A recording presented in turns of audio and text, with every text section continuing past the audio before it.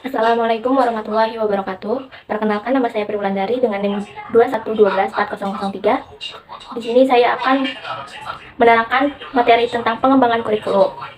Di dalam pengembangan kurikulum yang akan saya bahas ada 5 poin. Yang pertama, hakikat pengembangan kurikulum. Yang kedua, hakikat kurikulum development. Yang ketiga, hakikat kurikulum improvement. Yang keempat, perbedaan antara kurikulum development dan kurikulum improvement. Dan yang terakhir, urgensi pengembangan kurikulum dan pembaharuan kurikulum. Yang pertama yang akan kita bahas mengenai hakikat pengembangan kurikulum. Apa sih itu kurikulum? Pengertian kurikulum secara terminologis adalah kurikulum merupakan serangkaian mata ajar dan pengalaman belajar yang mempunyai tujuan tertentu yang diajarkan dengan cara tertentu dan kemudian dilakukan evaluasi. Pengertian kurikulum secara etimologis. Secara etimologis, istilah kurikulum berasal dari bahasa Yunani yang pada awalnya digunakan dalam dunia olahraga yang berasal dari kata kurir artinya pelari dan kurere yang artinya tempat berpacu. Pengertian kurikulum pada waktu itu diartikan sebagai jangka waktu pendidikan yang harus ditempuh oleh siswa yang bertujuan untuk memperoleh ijazah. Dengan kata lain, kurikulum adalah sejumlah mata pelajaran yang harus ditempuh dan harus diselesaikan oleh siswa dari awal sampai akhir. Untuk berikutnya, mendapatkan penghargaan atau berupa pengakuan telah selesai dari suatu program pendidikan yang disebut dengan ijazah. Selanjutnya, pengertian kurikulum berdasarkan Undang-Undang Nomor 20 Tahun 2003 Sisdiknas pada pasal 1 ayat 19 yang berbunyi, seperangkat rencana dan peraturan mengenai aturan, isi, dan bahan pelajaran serta cara yang digunakan sebagai pedoman penyelenggaraan kegiatan pembelajaran untuk mencapai tujuan pendidikan tertentu. Pengertian kurikulum menurut para ahli. Menurut Robertson dan Shaw yang mengutarakan bahwa kurikulum mengandung maksud, tujuan isi, dan isi proses sumber daya dan sarana-sarana evaluasi bagi semua pengalaman belajar yang direncanakan bagi para pembelajar baik di dalam maupun di luar sekolah dan masyarakat melalui pengajaran kelas dan program-program yang terkait. Jadi dapat disimpulkan bahwa pengertian kurikulum adalah seperangkat rencana dan peraturan mengenai tujuan, isi, dan bahan pelajaran serta cara yang digunakan sebagai pedoman penyelenggaraan kegiatan pembelajaran untuk mencapai tujuan pendidikan tertentu. Poin yang kedua ada pengembangan kurikulum. Kurikulum merupakan salah satu komponen pendidikan yang cukup berpengaruh terhadap keberhasilan pelaksanaan pendidikan. Kurikulum dikatakan efektif manakala kurikulum tersebut mampu menyiapkan lulusan sesuai kepentingan masyarakat. Kurikulum disusun untuk mewujudkan tujuan pendidikan nasional dengan memperhatikan tahap perkembangan peserta didik dan kesesuaiannya dengan lingkungan, kebutuhan pembangunan nasional, perkembangan ilmu pengetahuan dan teknologi, serta kesenian, sesuai dengan jenis dan jenjang masing-masing satuan pendidikan. Dalam pengembangan kurikulum harus berlandaskan faktor-faktor. Yang pertama, pengembangan kurikulum harus berlandaskan tujuan filsafat dan pendidikan nasional yang dijadikan sebagai dasar untuk merumuskan tujuan institusional yang pada gilirannya menjadi landasan dalam merumuskan tujuan kurikulum suatu satuan pendidikan. Yang kedua, pengembangan kurikulum harus berlandaskan sosial budaya dan agama yang berlaku dalam masyarakat. Yang ketiga, pengembangan kurikulum harus berlandaskan perkembangan peserta didik yang menunjuk pada karakteristik perkembangan dari peserta didiknya. Yang keempat, keadaan lingkungan yang dalam arti meliputi lingkungan manusiawi atau interpersonal, lingkungan kebudayaan termasuk iptek atau kultural, dan lingkungan hidup atau biokologi, dan lingkungan alam atau geokologi. Yang kelima, pengembangan kurikulum harus berlandaskan kebutuhan pembangunan yang mencakup kebutuhan pembangunan di bidang ekonomi, kesejahteraan rakyat, hukum, hankam, dan sebagainya. Yang keenam, pengembangan kurikulum harus berlandaskan perkembangan ilmu pengetahuan dan teknologi yang sesuai dengan sistem nilai dan kemanusiaan serta budaya bangsa. Baik, selanjutnya kita akan membahas poin yang ketiga mengenai hakikat kurikulum development. Menurut Muslimin 2016, kehidupan pendidikan semakin berkembang dengan lajunya zaman. Pendidikan tidak dapat mengabaikan proses globalisasi, yaitu dengan merespon kemajuan proses pendidikan dalam menciptakan sistem pendidikan yang lebih relevan dan fleksibel terhadap perkembangan zaman. Sehingga diharapkan lulusannya dapat berperan aktif dalam kehidupan masyarakat. Untuk itu, pendidikan perlu dirancang secara serius agar peserta didik dapat mengembangkan potensi yang dimilikinya dengan alami dan kreatif dalam suasana yang penuh kebebasan, kebersamaan, dan dengan rasa tanggung jawab. Menurut Baharun, kurikulum adalah salah satu komponen penting dalam proses pendidikan. Oleh karena itu, pendidikan tanpa didasari oleh kurikulum akan terlihat tidak teratur. Kurikulum adalah alat yang digunakan untuk mencapai tujuan pendidikan. Selain itu, Kurikulum juga digunakan sebagai pedoman dalam proses belajar mengajar di berbagai jenis dan tingkatan sekolah. Kurikulum harus berkembang dan dinamis, menyelesaikan dengan berbagai perkembangan yang terjadi pada masyarakat. Selanjutnya, hakikat kurikulum improvement. Hakikat kurikulum improvement adalah upaya penyesuaian yang dilakukan untuk meningkatkan koherensi, kesesuaian, kedayagunaan, keterlaksanaan, dan keberhasilan program kurikuler berdasarkan informasi yang diperoleh melalui penilaian dan pengukuran. Menurut Idrianto, kurikulum merupakan bagian dari software bagi berlangsungnya kegiatan belajar dan mengajarkan efektif. Tidak seperti hardware dan humanware, kurikulum bukanlah faktor determinan terhadap keberhasilan kegiatan belajar mengajar di ruang kelas. Kurikulum tidak dapat dimanipulasi, sehingga kegiatan belajar mengajar di kelas dapat berlangsung lebih efektif. Sebaliknya, kurikulum yang baik menjadi tolak untuk memanipulasi hardware dan humanware sehingga kegiatan belajar dapat menjadi lebih efektif. Dalam menentukan langkah inovasi, kurikulum dapat dilakukan dengan melihat berbagai masalah yang terjadi dalam proses pembelajaran, baik secara internal maupun eksternal. Total Quality Management adalah sebuah konsep manajemen modern yang berupaya untuk respon cara tepat setiap perubahan yang terjadi, baik perubahan yang didorong oleh kekuatan internal maupun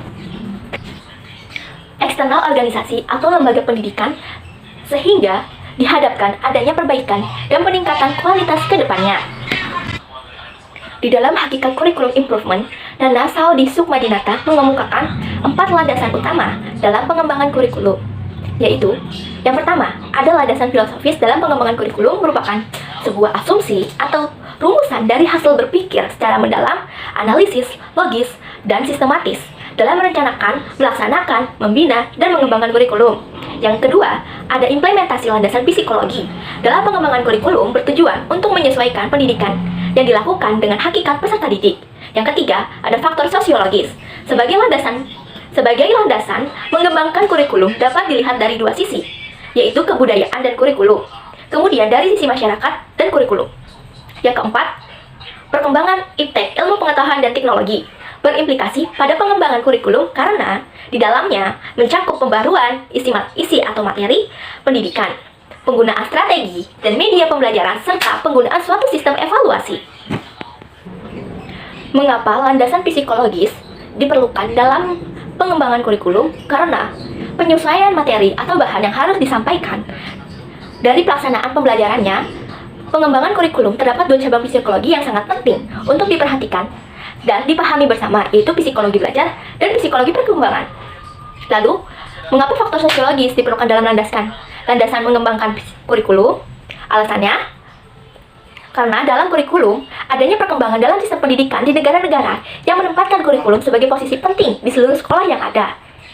Perkembangan iptek dalam landasan pengembangan kurikulum diperlukan sebab pemilihan materi pelajaran ditentukan dari hasil perkembangan iptek kontemporer, baik itu yang berhubungan dengan hasil perolehan informasi atau cara dalam mendapatkan informasi dan kemudian memanfaatkannya untuk kepentingan masyarakat yang tentunya dalam pelaksanaannya harus mengacu dengan prinsip-prinsip yang telah ditentukan, di mana dukungan yang diberikan iptek dalam pembangunan akan mewujudkan masyarakat yang lebih maju, mandiri, dan juga lebih sejahtera.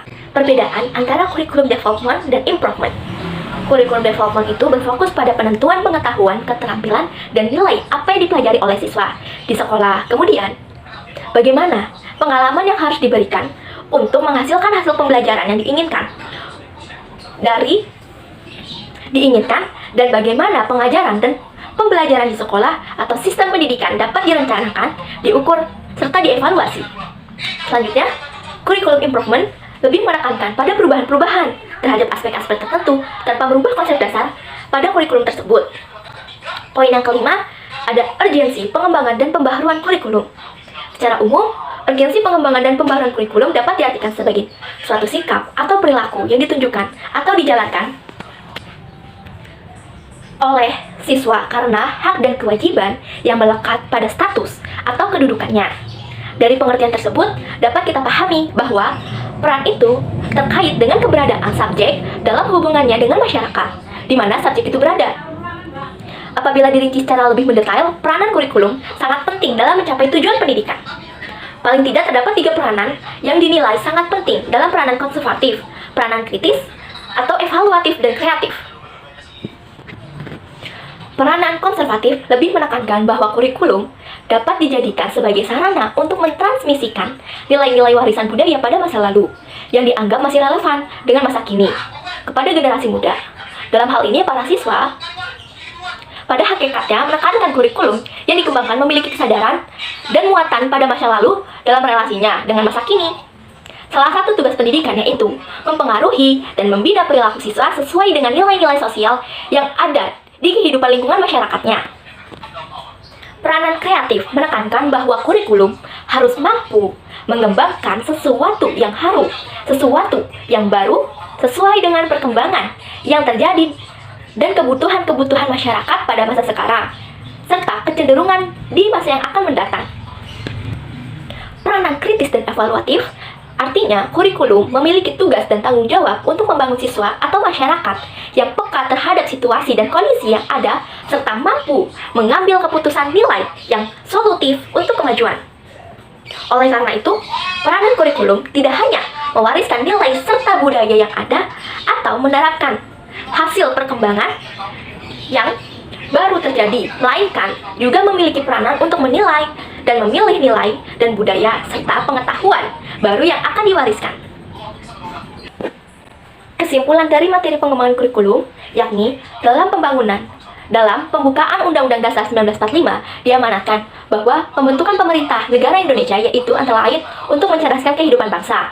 Untuk mewujudkan upaya tersebut, Undang-Undang Dasar 1945 pada pasal 31 ayat 3 memerintahkan agar pemerintah mengusahakan dan menyelenggarakan satu sistem pendidikan nasional yang meningkatkan keimanan dan ketakwaan serta akhlak mulia dalam rangka mencerdaskan kehidupan bangsa yang diatur dengan undang-undang. Pendidikan nasional sebagai salah satu pembangunan nasional dalam upaya mencerdaskan kehidupan bangsa mempunyai visi terwujudnya sistem pendidikan sebagai peranata sosial yang kuat dan berwibawa untuk memberdayakan semua warga negara Indonesia berkembang menjadi manusia berkualitas, sehingga mampu dan proaktif menjawab tantangan zaman yang selalu berubah-ubah. Makna manusia berkualitas menurut Undang-Undang Nomor 20 Tahun 2003 tentang Sistem Pendidikan Nasional, yaitu manusia terdidik yang beriman dan bertakwa kepada Tuhan Yang Maha Esa, berakhlak mulia, sehat, berilmu, cakap, kreatif, mandiri, dan menjadi warga negara yang demokratis serta bertanggung jawab. Oleh karena itu, pendidikan nasional harus berfungsi secara optimal sebagai wahana utama dalam pembangunan bangsa dan karakter.